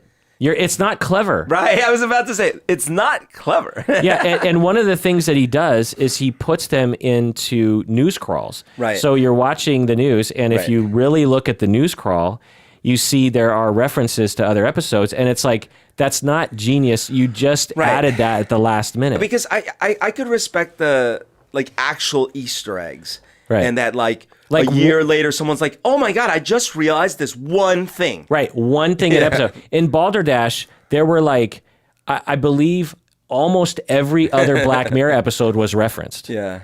And that's not, I mean, I'll give some of the references, like some of the video games. And Balderdash, there was a video game called Nosedive, which I thought was kind of okay. And I thought in Balderdash, you could kind of get away with it because it was this different thing. But the problem with the what was the one with the season finale, the Black Museum? The problem with that one is that that's all it was, really. It was it literally put things into the same universe. Exactly. In a way that made zero sense. Right. It was just not fulfilling. But I would say that you're right that for me, the bees were just more boring. It was a boring episode. Yeah. So tell me about your dislike of Waldo, because it wasn't one of my favorites for sure, but I didn't dislike it as much. I didn't like it because the character really annoyed me. The little Muppet or the puppet. Yeah, and I thought, and the guy who was controlling him, I kind of felt like, well, actually, maybe I don't really remember why I hated that. I guess the way it ended was a little it ended kind of dumb. And I don't know. Maybe the reason I liked it a little better was because it's not too far from. Yeah, I mean, maybe I shouldn't put it in my mind. I was just like, but definitely not in the top half. Yeah, though. Definitely Black Museum and the pig one for sure. And we've talked to other people who have literally said their favorite 2 episodes were the pig one and the Black Museum. It's unbelievable. Yeah. The pig one, but I definitely have run into more people who will not watch the show because that's the only one they watched, and they thought it was atrocious. I've heard from a handful of people that the pig episode is one of their favorite. Oh my God. Yeah. But is it like, I wonder what is it about it? Because it's just a shock. Like, oh my God, fucking a pig. What will they think of next? So the way I think of it is this, is when all of us approach TV shows, movies, Yeah.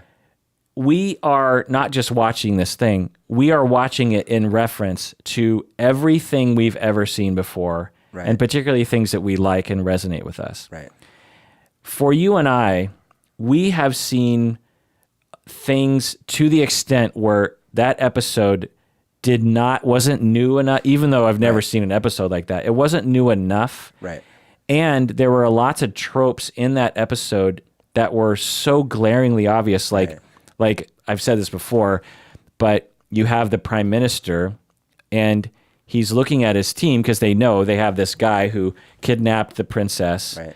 and is saying, well, the prime minister has to have sex with the pig or else I'm going to kill her. And the prime minister is like, he's just kind of waking up to, his team knew about this, and he was pulled out of bed, and he arrives at his office and he's like, what? And they brief him, and he's like, he's kind of freaking out, and he's just like, well, I'm not going to have sex with that pig, but so what's the playbook here? And his team in the United Kingdom, who deal with terrorism and have been for decades, they look at him and say, we don't have a playbook for this. And I'm like, are you effing kidding me? You don't have a playbook for a hostage terrorist situation? Well, not one involving a pig. Yeah. Like, how about you just go to the Generalize it a little bit. Yeah. And right there, I said, my God, the writers are really trying to rush this thing forward. Everyone's acting in that was completely unrealistic. Yeah, and the wife Right. made no sense. No. She's like, she's like, don't do it. And he's like, I don't know what to do, honey. Right. I don't want her to die. And my team is telling me to do it. The people want me to do it. Right. I don't want to do it, but I feel like I kind of have to. This is awful for me. I don't know what to do. And he does it. And then she completely drops him. Like, you piece of shit. Yeah. You saved someone's life. Yeah. Like, what's wrong with you? And it's like, what? Like, how did that make any sense? Oh my gosh. Yeah. Ridiculous. And the lingering too. They lingered on the porn pig scene.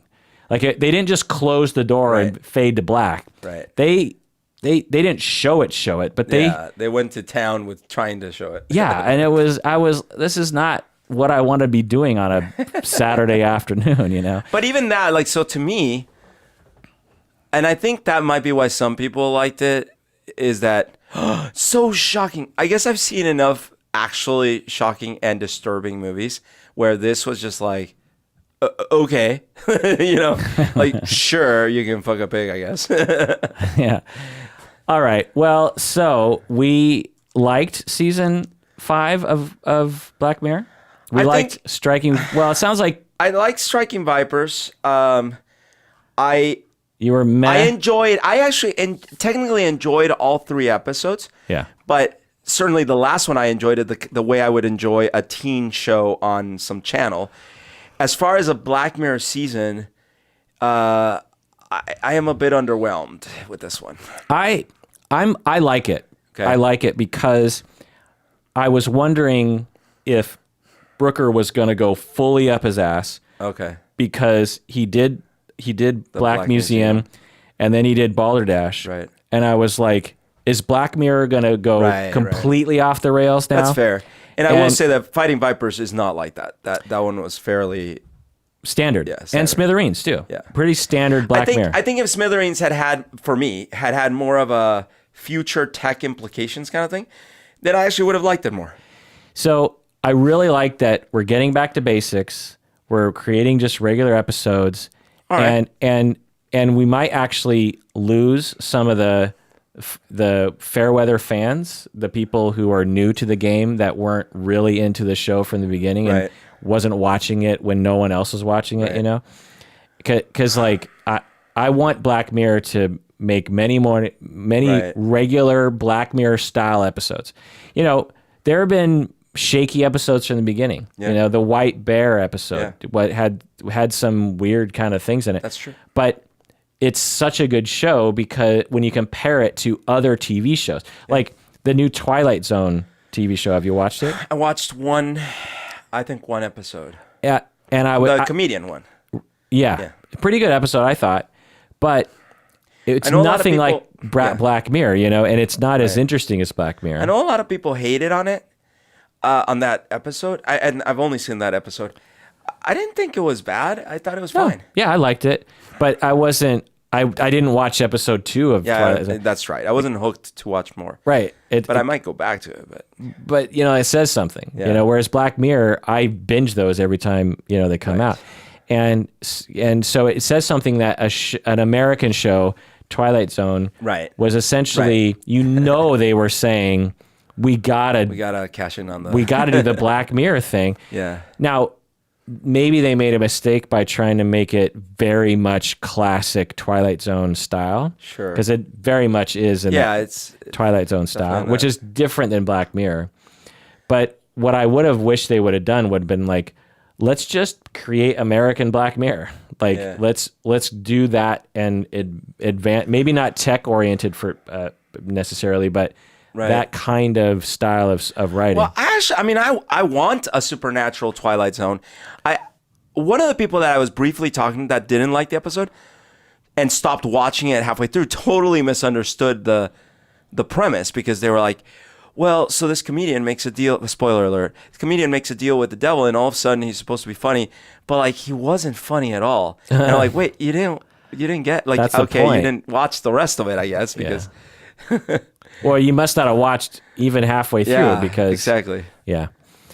And the criticism I've heard of Twilight Zone, the new Twilight Zone, is they should just make the episodes half an hour. Like they're hour-long episodes. But they could easily be fit into half-hour space. I don't know. The Black Mirror? No. What I say? Oh, Twilight Zone. Yeah, Twilight Zone. Maybe I misheard. Okay. Maybe I was going to say, like, I'm already feeling like I wanted more exploration of the tech in the first one. It's no. Yeah. Yeah, I could have watched some, although I think Striking Vipers was the right pace. No, it's fine. They're not too short by any means. But like they're each an hour and a half, right? But our favorite episode is White Christmas, Yeah. and that episode's like an hour and 40 minutes or so. It's pretty, I don't know. burly. Anyway, that does it for that episode of Psychology in Seattle, in which we talk about Black Mirror Season 5. Thanks for joining us out there. Please take care of yourself because... I almost stepped on your line. Sorry. You deserve it.